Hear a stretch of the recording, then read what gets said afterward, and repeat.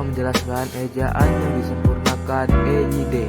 Perkenalkan, nama saya Danim Ramdan Saputra, 20322033, kelas 1B semester 1, Prodi dan jurusan Manajemen Pendidikan Islam, kampus Universitas TSM. Sejarah 1. Ejaan Pan-Opeisen. Ejaan ini mulai berlaku sejak bahasa Indonesia lahir dalam awal tahun 20-an. Ejaan ini merupakan pewarisan bahasa Melayu yang menjadi dari bahasa Indonesia. 2. Ejaan Suwadi. 19 Maret 1974 dikeluarkan SK No. 246. Setelah ejaan Pan-Opeisen berlakuan, maka muncul ejaan yang menggantikan, yaitu ejaan Suwandi yang berlaku dari tahun 1947 sampai dengan 1972. 3. Ejaan yang disempurnakan EYD. Ejaan ini berlaku sejak tahun 1972 sampai sekarang. Ejaan ini merupakan penyempurnaan yang pernah berlaku di Indonesia. Ejaan bahasa Indonesia yang disempurnakan EYD ditempatkan secara resmi mulai tanggal 17 Agustus 1972 dengan surat keputusan Presiden Republik Indonesia nomor 57 1972 tentang peresmian berlakunya ejaan bahasa Indonesia yang disempurnakan.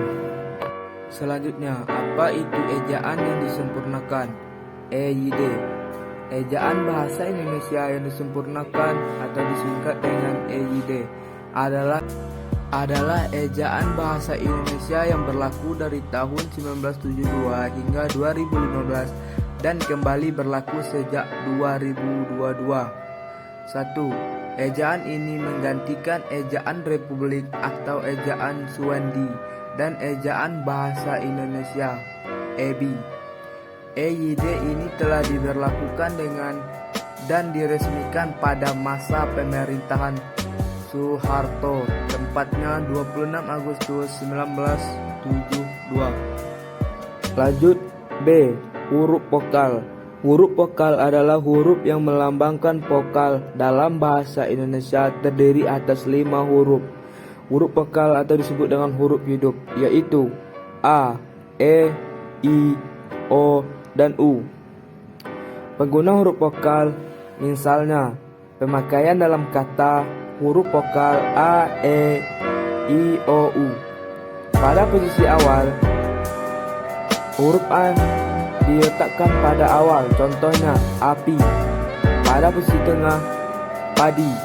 A-nya diletakkan pada posisi tengah, bukan pada posisi awal dan posisi akhir. Dan begitu pula posisi akhir, lusa, di mana kata lusa A-nya diposisikan pada akhir kata lusa, bukan diletakkan pada posisi awal dan di tengah-tengah. Begitu pula dengan huruf selanjutnya. E. Posisi awal enak, posisi tengah petak, posisi akhir sore. Pada huruf selanjutnya I. Itu.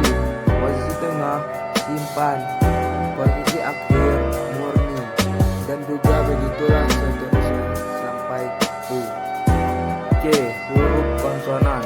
Huruf konsonan adalah huruf yang melambangkan konsonan. Dalam bahasa Indonesia terdiri atas 21 huruf, yaitu selain dari huruf vokal.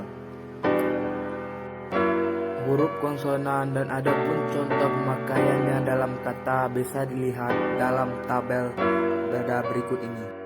D. Huruf diptong. Diptong adalah gabungan dari 2 huruf yang menghasilkan bunyi rangkap di dalam bahasa Indonesia. Diptong dilambangkan dengan I, O, dan OI. Huruf diptong, posisi awalnya kosong, I.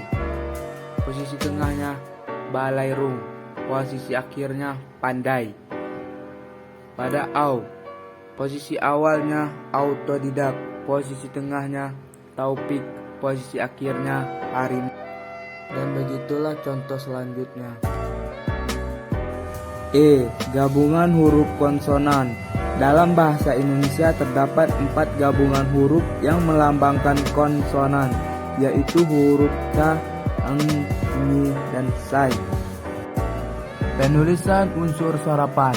Dalam hal penulisan unsur sarapan dalam bahasa Indonesia, sebagian ahli bahasa Indonesia menganggap belum stabil dan konsisten. Dekatkan demikian karena pemakaian bahasa Indonesia sering begitu saja menyerap unsur asing tanpa memperhatikan aturan, situasi, dan kondisi yang ada. Pemakaian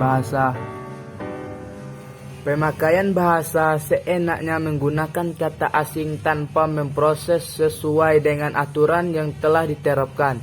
Berdasarkan ta'aruf integritas unsur sarapan dalam bahasa Indonesia dikelompokkan dua bagian, yaitu adapun dua bagian itu A. Secara adopsi, B. Secara adaptasi. Adapun secara adopsi, apabila unsur asing itu diserap sepenuhnya secara utuh, baik tulisan maupun ucapan, tidak mengalami perubahan. Contoh yang tergolong secara adopsi yaitu editor, Civitas Akademika, De Factor, Bridge. B. Secara adaptasi, apabila unsur asing itu sudah disesuaikan ke dalam kaedah bahasa Indonesia, baik pengucapannya maupun penulisannya. Salah satu contoh yang tergolong secara adaptasi yaitu ekspor, material, sistem, atlet, manajemen, koordinasi, fungsi.